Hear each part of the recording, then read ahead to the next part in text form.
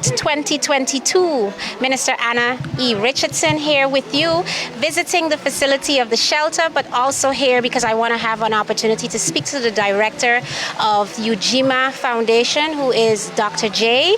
Or Dr. Arndel, because today, first time ever, we have inmates from our prison facility that are taking part in St. Maarten DOET.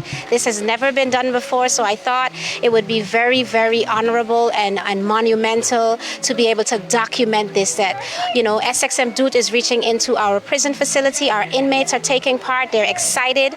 They're busy building 2 benches for Ujima Foundation, and I just wanted to take this opportunity to talk a little bit with the director of this project and just get her sentiments about this.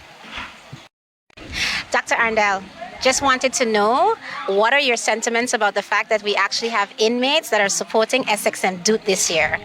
Well, we are really excited and happy. When we got a call to look at the possibility, I jumped at it right away because I thought it was great to be able to have the prisoners assist us in building these benches. It was really, really a really nice idea.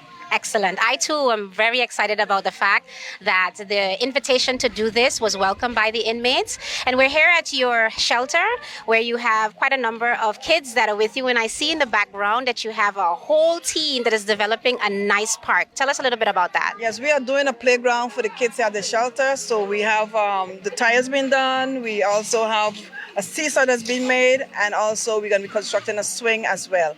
So we are really excited and we are happy to see so many volunteers are out that are participating in this project. And we're really looking forward to the end product. Excellent. So congratulations to SXM-DOET, your whole team.